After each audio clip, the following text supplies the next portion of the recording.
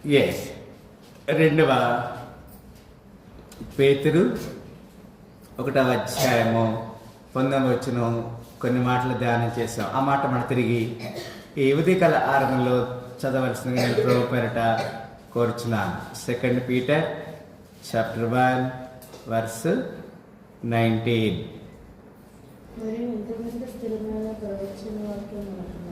Right. మరియు ఇంతకంటే స్థిరమైన ప్రవచన వాక్యము మనకున్నది. తెల్లవారి వేకువ చుక్క మీ హృదయంలో ఉదయించే వరకు ఆ వాక్యము చీకటి గల చోటున వెలుగుచ్చినట్టు దీపమైనట్టున్నది.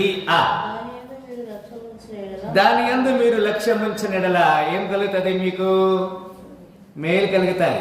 మా స్క్రీన్ మీద కనపడుతుందా? అక్కడ కనపడుతుందా? రైట్, గమనించండి. ఈ విషయం గురించి గత వారంలో కొన్ని లేఖన భాగాల్ని మనము ధ్యానం చేసి ఉన్నాము ప్రియులారా. దాని కంటిన్యూషన్ల భాగముగా నిర్గమకాండము 27వ అధ్యాయము 21వ వచనం మనం చూస్తున్నాం. నిర్గమకాండము 27వ అధ్యాయము 21వ వచనంలో ఈ మాట వ్రాయబడి ఉన్నది.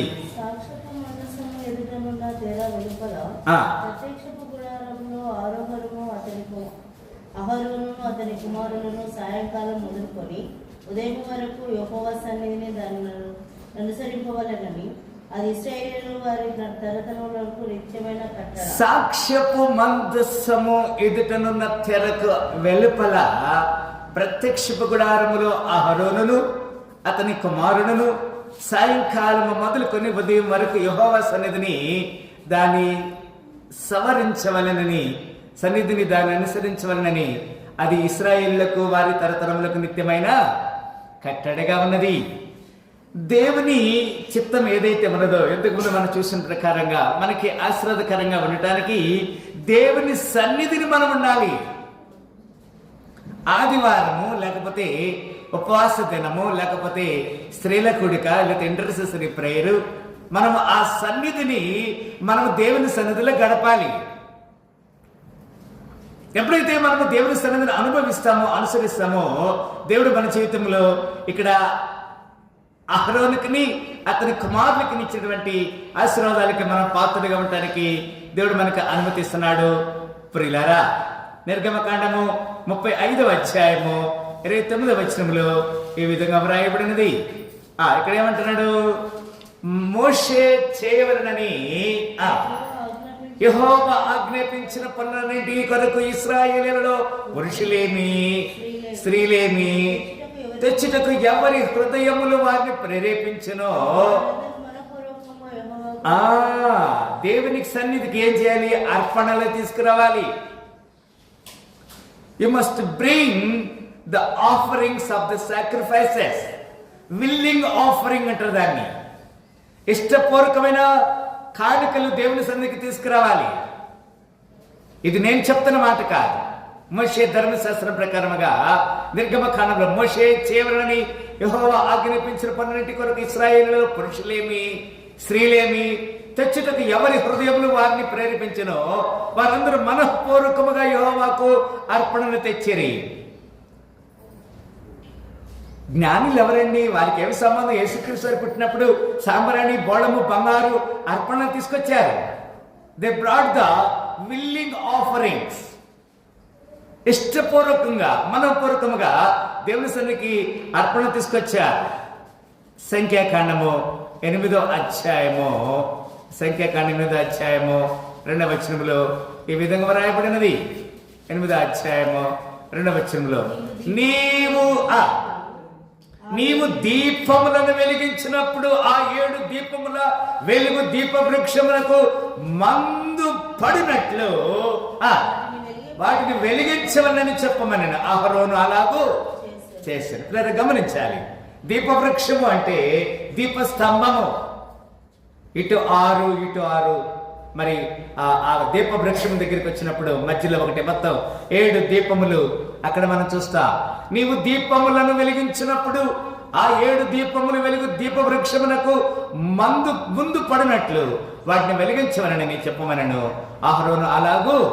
అంటే ఇక్కడ దీపం గురించి ఎందుకు చెప్పారంటే యేసుక్రీస్తు వారి పుట్టినప్పుడు ఆకాశంలో నక్షత్రం జన్మించింది, అది కాంతిని వివరించింది. నీవు నేను ఆ కాంతికి పాత్రలుగా ఉండాలనే మాటను ఇక్కడ లేఖనం ద్వారా మనం చూస్తున్నాం. ఇక్కడే 24వ అధ్యాయము సంఖ్యాకాండము 24వ అధ్యాయము 17వ వచనంలో ఈ విధంగా వ్రాయబడినది. ప్రియులారా 24:17 అంటాడు, అయినను చూచుచున్నాను గాని ప్రస్తుతమునున్నట్లు కాదు, ఆయనను చూచుచున్నాను గాని సమీపమునున్నట్లు కాదు, నక్షత్రం యాకోబులో ఉదయించును. ఆమె చెప్పండి హల్లెలూయా. నక్షత్రం ఎక్కడ ఉదయిస్తుంది? యాకోబులో ఉదయిస్తుంది. రాజదండము ఇశ్రాయేలులో నుండి లేచును, అది మోయాబు ప్రాంతములకు కొట్టును, కలహ వీరులందరినీ నాశనము చేయను అంటాడు. లేరా, ఈ విషయాన్ని దేవుడు మనకి హెచ్చరిక చేస్తున్నాడు. కలహ వీరులందరినీ యాకోబులో నక్షత్రం పుడతాది. చెప్పండి మీ పక్క వారికి, యాకోబులో నక్షత్రం పుడతాది. చెప్పమ్మా, ముఖం చూసి చెప్పండి అమ్మా, కోపంతో చెప్పకుండా. రైట్, ఏమవుతుంది? యాకోబులో నక్షత్రము పుడతాది. యెహోషువ గ్రంథము 6వ అధ్యాయము 15వ వచనంలో ఈ విధంగా వ్రాయబడింది. ఇక్కడ యెహోషువ గ్రంథము 6వ అధ్యాయము 15వ వచనంలో ఈ విధంగా వ్రాయబడింది. అక్కడ ఏమంటాడు? 7వ దినమున వారు ఉదయం చీకటితోనే లేచి 7 మారులు ఆ ప్రకారముగానే పట్టణం చుట్టూ తిరిగిరి. ఆ దినమున మాత్రమే కాదు, వారు 7 మార్లు పట్టణం చుట్టూ తిరిగిరి. ఇప్పుడు ఎరికో గోడలు కూలాలంటే ఏం చేశారు వాళ్ళు? 7 దినములు 6 దినములు 7 మార్లు తిరిగారు.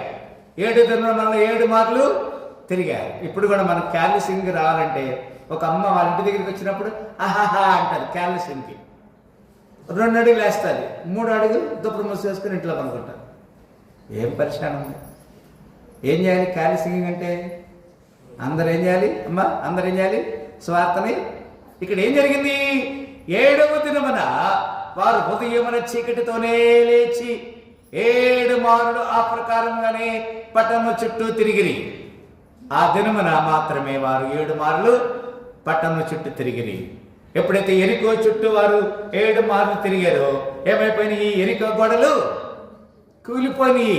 And it came to pass on the 7th day that they rose early about the dawning of the day and compass the city after the same manner 7 times only that the day compassed. 7 మార్లు ఆ దినం తిరిగిన సందర్భాన్ని మనం చూడగలుగుతున్నాం. అంత మాత్రమే కాదు పిల్లారా, యోబు గ్రంథము 38వ అధ్యాయము 12-13 వచనాల్లో ఈ విధంగా వ్రాయబడినది. యోబు గ్రంథము 38వ అధ్యాయము 12-13 వచనాల్లో ఈ విధంగా వ్రాయబడినది.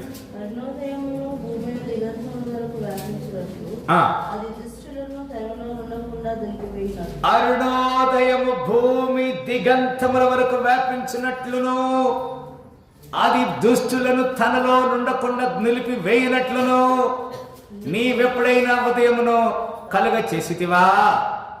అరుణోదయములకు దాని స్థలమును తెలిపితివా? గమనించాలి. దేవుని సహాయం కొరకు మనం వేచి చూడాలి. ఉదయాన్నే లెగవాలి కదా. యేసుక్రీస్తు వారి నక్షత్రము అరుణోదయమున అంటే వేకువ చుక్కగా అది ఉదయించింది. అరుణోదయం అంటే సూర్యుని కంటే ముందుగానే మన వేకువ చుక్క. ఈ లేఖనంలో మనం చూసాం 2 పేతురు 1:19 కదండి. వేకువ చుక్కగా లేకపోతే తెల్లవారి మరి వేకువ చుక్కగా మనం చూడగలుగుతున్నాం. మార్నింగ్ స్టార్ అని చెప్తున్నాను.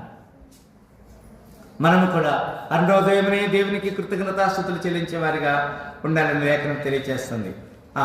అంత మాత్రమే కాదు, కీర్తనలు 119, 130 వచనములో ఈ విధంగా రాయబడినది. పిల్లారా, కీర్తనలు 119, 130 వచనములో ఏ విధంగా వ్రాయబడినది? నీ వాక్యము వెల్లడి అగుట తోడనే అది ఏం కలుగుతుంది? ఇదంతా చక్కని మాట పిల్లారా, గమనించండి. 119వ కీర్తన 130వ వచనంలో నీ వాక్యము వెల్లడి అగుట తోడనే ఏం కలుగుతుందంటండి? వెలుగు కలుగుతుంది. పిల్లారా గమనించండి.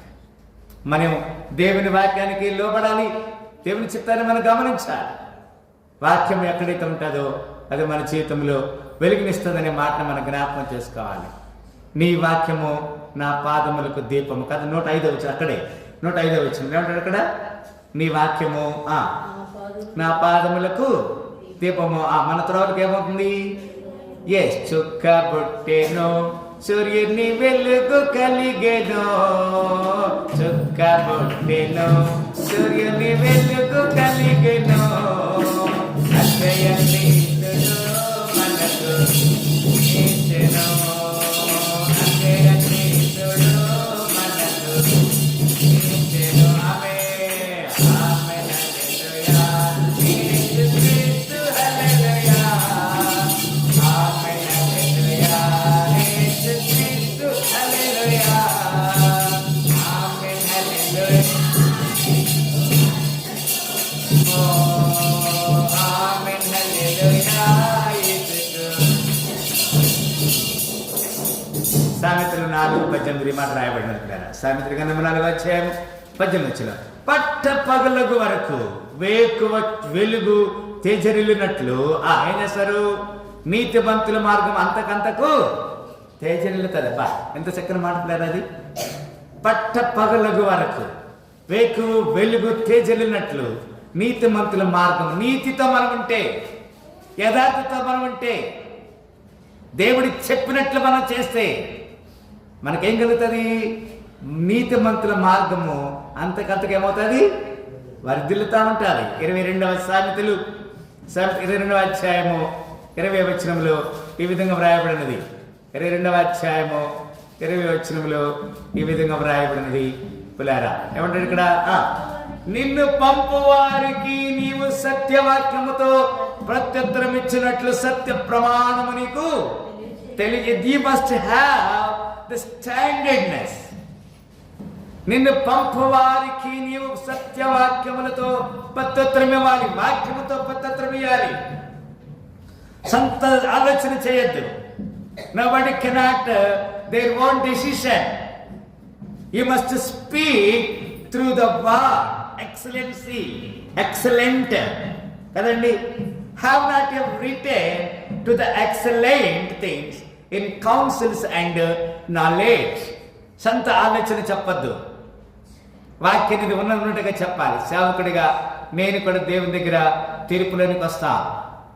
చాలా జాగ్రత్తగా మేము మాట్లాడాలి. ఏ విషయము తప్పిపోయిన దేవుడు మమ్మల్ని తీర్పులోకి తీసుకొస్తాడు. అక్కడ 23:26 ఒక మాట రాయబడినది. 23వ అధ్యాయము 26వ వచనములో ఈ విధంగా రాయబడినది.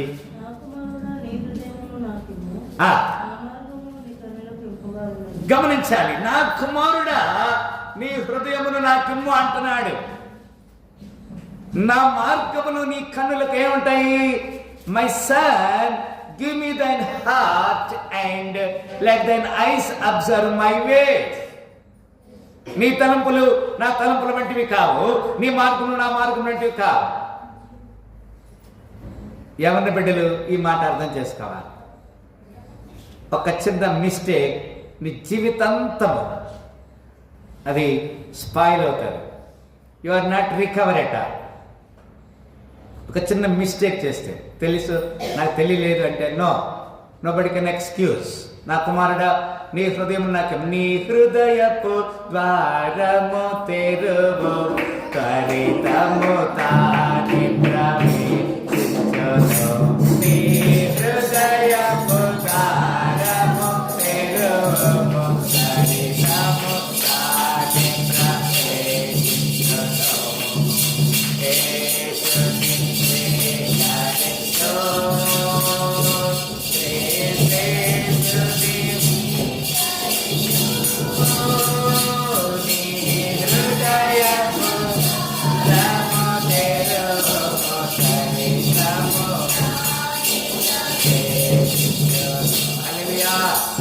నా కుమారుడా నీ హృదయం నాకేమో.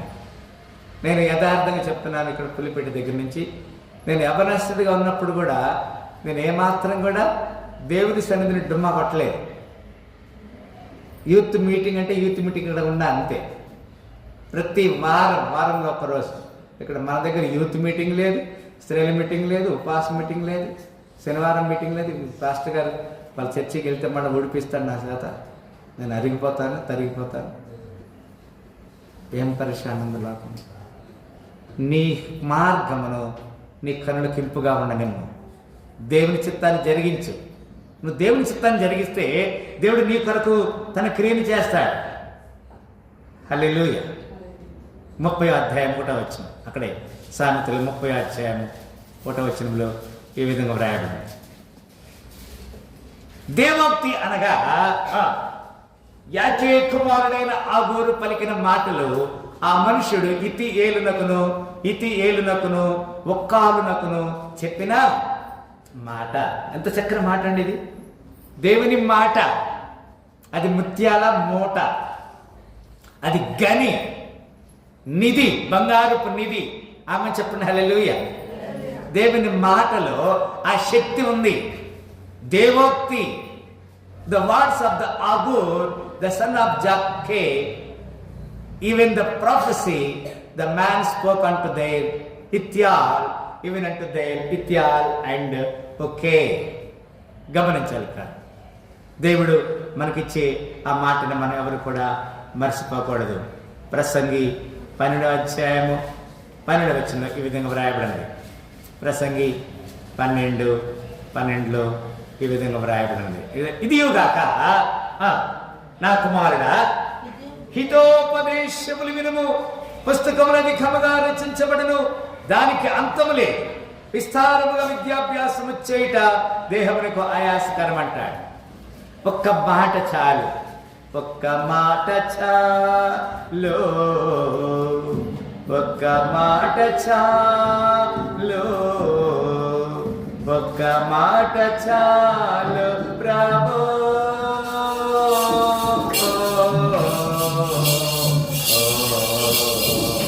నాతో నీవు మాట్లాడినట్టు ప్రతిచేదను ప్రభు. నా ప్రియుడా, నా హితుడా, నా ప్రాణనాథుడా, నా రక్షణ,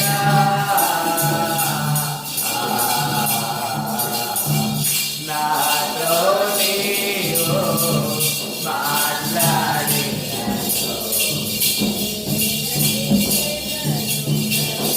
ఇదియుగాక నా కుమారుడా, హితోపదేశములు వినుము అంటున్నాడు. విస్తారమైన, ఇప్పుడు మనం సెల్ ఫోన్ తీసుకుంటే ఒక వాక్యం చదవాలి, ఒక వాక్యం చదివి దాన్ని ధ్యానం చేయాలి, మెడిటేట్ చేయాలి. దాన్ని యోగా లేకపోతే ధ్యానం అంటాం. సెల్ ఫోన్ తీసుకుంటే ఎక్కడెక్కడికో వెళ్ళిపోతారు కదా, అమెరికా వెళ్ళిపోతారు. Non sense. పుస్తకములు అధికంగా రచించబడను, దానికి అంతములే. విస్తారము విద్యాభ్యాసం చేయుట దేహమునకు ఆయాస్కరం అంటున్నాడు. అంత మాత్రమే కాదు, లేదు. ఇప్పుడు చూస్తున్నాం మనకు ఒక మాట. పరమగీతము 2వ అధ్యాయము 17వ వచనంలో, దాని తర్వాత ఉంటుంది కదా పరమగీతము 2వ అధ్యాయము 17వ వచనంలో ఈ విధంగా, చల్లని గాలి వీచు వరకు నీడలు లేకపో వరకు ఇర్రి వలెను, లేడి పిల్లల వలెను కొండ బాటల మీద త్వరపడిన మాట్లాడు. We must come and we must praise God because God is with us. చల్లని గాలి వీచు వరకు అంటాడు, నీడలు లేకపో వరకు అంటాడు. మన జీవితాల్లో చల్లని గాలి కొరకు, లేకపోతే దేవుని చల్లని గాలి అంటే ఏంటి? దేవుని చిత్తం కొరకు మనం ఎదురు చూడాలి. అక్కడే 8:2లో ఈ మాట రాయబడినది. 8వ అధ్యాయము 2వ వచనంలో, నేను మార్గదర్శనం అవుతును, నా తల్లి ఇంట చేర్చుదును, నీవు నాకు ఉపదేశం చెప్పుదువు. సంబార సమ్మళిత ద్రాక్షారసము నా దాడిమ ఫలమును నేను నీకు ఇస్తాను. ఎంత చక్కని మాట పేరు ఇది.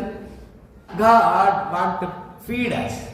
దేవుడు మనని అంత చక్కని సంభారములతో దేవుడు మనం ఫీడ్ చేయబోతున్నాడనే మాటని మనం చూస్తున్నాం. యెషయా 14:12 ఈ విధంగా వ్రాయబడింది. యెషయా గ్రంథము 14వ అధ్యాయము 12వ వచనంలో ఈ విధంగా వ్రాయబడినది. ఇక్కడ ఏమంటాడు? తేజో నక్షత్రమా, వేకువ చుక్క, నీవిట్లో ఆకాశం నుండి పడితివి, జనములను పడగొట్టిన నీవు నేల మట్టం వరకు ఎట్లు నరకబడితివి అంటాడు. It is boasting. The Lucifer is become a boasting. How art thou fallen from heaven, O Lucifer, son of the morning. ఉదయ నక్షత్రం, ఉదయ కాంతి. మనం జాగ్రత్తగా దేవుని వెలుగులో మనము ముందుకు సాగాలనే మాటని ఇక్కడ తెలియజేస్తున్నాడు. అంత మాత్రమే కాదు, లేదా 34:16 కూడా ఒక మాట చూస్తున్నాం. అక్కడే 34వ అధ్యాయము 16 వచ్చింది. 34:16. యెహోవా గ్రంథమును పరిశీలించి చదువుకొనుడి. ఆ జంతువులు ఏది లేక ఉండదు, దేని జత పక్షి దాని యొద్ద ఉండక మానదు. దాని నోట నుండి వచ్చిన అగ్ని ఇదే, ఆయన నోటి ఊపిరి వాటిని పోగు చేయను. The voice of the Lord, the mouth it hath commanded, everything will be gathered. అన్ని సమకూర్చబడుతున్నాయి. ఏదియు తన జత పక్షిని వీడిపోదు అని చెప్తున్నాడు. నా నోటి నుండి వచ్చిన మాట ఆజ్ఞ ఇదే, ఆయన నోటి ఊపిరి వాటిని ఏం చేస్తుంది, పోగు చేస్తుంది అని చెప్తున్నాడు. 42:9 42వ అధ్యాయం, అక్కడే 42వ అధ్యాయము 9వ వచనంలో ఈ విధంగా వ్రాయబడినది. పిల్లరా, మునుపటి సంగతులు సంభవించను గదా, కొత్త సంగతులు తెలియచేయించున్నాను. పుట్టక మునిపే వాటిని మీకు తెలియచేయించున్నాను. Even before formation, even before they are born, నేను మీకు తెలియజేస్తున్నాను. You must understand the value and the word of God. దేవుని చిత్తాన్ని తెలుసుకోవాలి. 44:26 44వ అధ్యాయము 26లో ఈ విధంగా వ్రాయబడినది. ఇక్కడ చక్కని మాట చెప్తున్నాడు. నేనే నా సేవకుని మాట రూఢి పరచువాడును, నా దూతల ఆలోచన నెరవేర్చువాడును. యెరూషలేము నివాస స్థలమగుననియు, యూదా నగరుని గురించి అవి కట్టబడిననియు నేనే ఆజ్ఞ ఇచ్చిన. దాని పాడైన స్థలం బాగు చేయవాడని నేనే. దేవుని దూత చెప్తుంది, ఇదిగో మరియా నీకు శుభము, మరియా భయపడకము, నీకు శుభం కలుగుతుంది. ఏమంటది, నీవు గర్భవతి అయి కుమారుని కంటావు. ఇది ఎట్లా సార్, ఎవరు చెప్పారు? గాబ్రియల్ దూత చెప్పింది. ఇక్కడ ఏం చెప్తున్నాడు, ఇక్కడ వాక్యం లేక చెప్పి నా దూతలు ఆలోచన నెరవేర్చువాడను. దేవుడు ఆ ఆలోచన నెరవేర్చాడు. యెరూషలేము నివాస స్థలములగుననియు యూదా నగరుల గురించి కదా, యూదా దేశపు బెత్లెహేమా అంటాడు. మీకు 5:1 కదా. యూదా దేశపు బెత్లెహేం అంటే యేసుక్రీస్తు వారు బెత్లెహేములో ఆయన జన్మిస్తాడు. నా నగరులు కట్టబడతాయి. He will be established. He will be rebuild the houses of the Judah. యూదా నగరుల గురించి అవి కట్టబడినని లేఖనములో మనం చూడగలుగుతున్నాము. యెహెజ్కేల్ 40వ అధ్యాయము 25వ వచనం, దాని తర్వాత ఉంటుంది కదా. యెహెజ్కేల్ గ్రంథము 40వ అధ్యాయము 25వ వచనంలో ఈ మాట రాయబడినది. 40:25 ఏమన్నాడు ఇక్కడ అంటాడు కదా, మరియు వాటికున్నట్లుగా దీని మధ్య గోడలకును చుట్టూ కిటికీలు నేను దాని నిడివి 50 మూరలు, దాని వెడల్పు 25 మూరలు. ఆమె చెప్పండి హల్లెలూయా. ఇప్పుడు మీరు చర్చి ప్రార్థన అయిన తర్వాత ఇక్కడ 25 మూరలు ఉంటుంది, ఇక్కడ 50 మూరలు ఉంటుంది. కొలిసి చూడండి, ఇట్లా ఇట్లా ఇట్లా కొలిసి చూడండి. ఏంటంది ఇక్కడ కొలిసి నిజంగా చెప్తున్నారు. ఆమె చెప్పండి హల్లెలూయా. ఇక్కడ ఏం చెప్తున్నాడు, దేవుని మధ్య గోడల గురించి చెప్తున్నాడు. మరియు వాటికున్నట్టుగా దీని మధ్య గోడలకును చుట్టూ కిటికీలు నేను. చుట్టూ ఏమన్నాయి, కిటికీలేవా? కిటికీలు నేను, దాని నిడివి 50 మూరలు, దాని వెడల్పు 25 మూరలు. అయ్యా ఈ ప్రార్థన తర్వాత ఏం చేయాలి, మూరలు వేసి కొలవాలి. తెలుసు కదా, ఇది దేవుని సన్నిధి, దేవుని చిత్తమని దేవుడు మనకి బోయలుపరుస్తున్నాడు. దానియేలు 9:2 దానియేలు గ్రంథం 9వ అధ్యాయము 2వ వచనంలో, దాని తర్వాత 9:2 వచనంలో ఈ విధంగా ఏలుబడిలో మొదటి సంవత్సరం అతని ఏలుబడిలో మొదటి సంవత్సరము నందు దానియేలునకు నేను యెహోవా తన ప్రవక్తయగు యిర్మీయాకు సెలవిచ్చి తెలియజేసినట్టు యెరూషలేము పాడుగా ఉండవలసిన 70 సంవత్సరములు సంపూర్తి అగుచున్నవని గ్రంథముల వలన గ్రహించి తినే. ఏం చదవాలి ఇప్పుడు మనము? దేవుని లేఖనాలు చదవాలి. According to the scriptures we must understand the books of the word. లేఖనాన్ని అనుసరించి మనము చదివేవారిగా ఉండాలని లేఖనంలో దేవుడు మనల్ని హెచ్చరిక చేస్తున్నాడు. హోషేయ 6:3 హోషేయ గ్రంథము, దాని తర్వాత ఏమన్నా హోషేయ 6వ అధ్యాయము 3వ వచనములో ఈ విధంగా వ్రాయబడినది, యెహోవా నన్ను గూర్చిన జ్ఞానము సంపాదించుకున్నాము రండి. యెహోవాను గురించిన జ్ఞానము సంపాదించుకున్నట్టుకు ఆయనను అనుసరించుదాం రండి. ఉదయం తప్పక వచ్చే రీతిని ఆయన ఉదయించను, వర్షం వలె ఆయన మన యొద్దకు వచ్చును. భూమిని తడుపునట్టి తొలకరి వర్షము కడి వర్షం వలె ఆయన మన యొద్దకు గమనించాలి. We must understand the value of the word. దేవుని లేఖనాన్ని మనం అర్థం చేసుకోవాలి. దేవుని చిత్తానికి మనం లోబడి ఉండాలనేది జెఫన్యా 1:1 జెఫన్యా గ్రంథము 1వ అధ్యాయము 1వ వచనంలో దొరకలేదా? దాని తర్వాత ఉంటుంది కదా జెఫన్యా 1:1. ఏమంటాడు ఇక్కడ? యూదా రాజు ఆమోను కుమారుడైన యెషయా దినంలో హిజ్కియాకు పుట్టిన అమర్యా కుమారుడు గెదల్యాకు జనమైన కుషి కుమారుడు జెఫన్యాకు ప్రత్యక్షమైన యెహోవా అంటాడు. The word must be appear. ఆ వాక్యమే అంటాడు కదా, ఆ వాక్యమే కృపా సత్య సంపూర్ణుడిగా మన మధ్య ఆ వాక్యం ప్రత్యక్షమైంది. దేవుని వాక్యాన్ని మనం అనుసరించాలనే మాటను ఇక్కడ తెలియజేస్తున్నాడు. ఇక్కడ లాస్ట్ 2 రిఫరెన్సెస్ చూస్తున్నాం మనం. జకర్యా 14:16 14:6 14వ అధ్యాయం జకర్యా గ్రంథము 14వ అధ్యాయము 6వ వచనములో యెహోవా దినమున ప్రకాశమగునని సంకించుచున్నగా కాగా వెలుగు లేకపోవును. యెహోవా ఆ దినమున ప్రకాశమానమునకు సంకుచితములుగాగా వెలుగు లేకపోవును అంటాడు. దేవుని నక్షత్రం జన్మించినప్పుడు ప్రకాశమాన, and it shall come to pass in the day that the light shall not be clear not dark. వెలుగు ఉదయిస్తుంది అనే మాటను మనం చూస్తున్నాం. లాస్ట్ అండ్ ఫైనల్ మలాకి 4:2 మలాకి గ్రంథము 4వ అధ్యాయము, దాని తర్వాత 4వ అధ్యాయము. అది ఎంత చక్కని మాట పిల్లారా. 4వ అధ్యాయం 2వ వచనం. అయితే నా నామమందు భయభక్తులు గలవారు మీకు ఎవరు ఉదయిస్తారు? నీతి సూర్యుడు ఉదయిస్తాడు, అతని రెక్కలు ఆరోగ్యము కలిగి చేస్తాయి. గనుక మీరు బయలుదేరి కురువిన దూడలు గంతులు వేయినట్లుగా ఏం చేయాలి? మనము గంతులు వేయాలి. వి మస్ట్ అక్కడ చక్కని మాట చెప్తాడు. But unto you that fear my name shall the sun of righteousness arise with healing in his wings and you shall go forth and grow up as calves of the star. దేవుని సన్నిధిలో కురువిన దూడల వల్ల మన గంతులు వేయాలి కదా.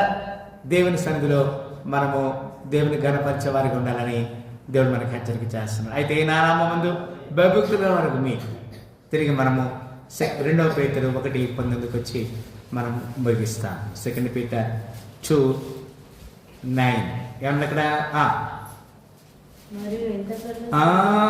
అది లేఖనం మనకున్నటువంటి లేఖన ఆధారం కదండి.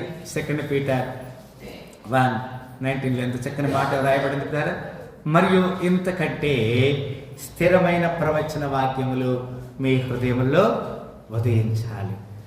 మనకి దేవుని వాక్యం ఉదయించాలి, దేవుని వాక్యాన్ని హత్తుకోవాలి. ఆ వాక్యము ఏమవుతుందంటండి? తెల్లవారి వేకు చెత్త మీ హృదయంలో ఉదయించే వరకు ఆ వాక్యము చీకటి గల చోటును వెలిగించిన దీపమైనట్టున్నది. దాని యందు మీరు ఏం చేయాలి? లక్ష్యం ఉంచాలి. దేవుని మాట యందు లక్ష్యం ఉంచాలి. అప్పుడేమవుతుంది? మీకు అది మేలు కలుగుతాయి. మరి మన జీవితాలు సరి చేయబడటానికి మనం సరిపడదాం. Let you please close your eyes. మనం కళ్ళు మూసుకున్నట్టయితే ప్రార్థన చేస్తాం. స్తోత్రములు ప్రేమగల తండ్రి, మీ అనాది కాల సంకల్పములో మీరు ఈ లోకములో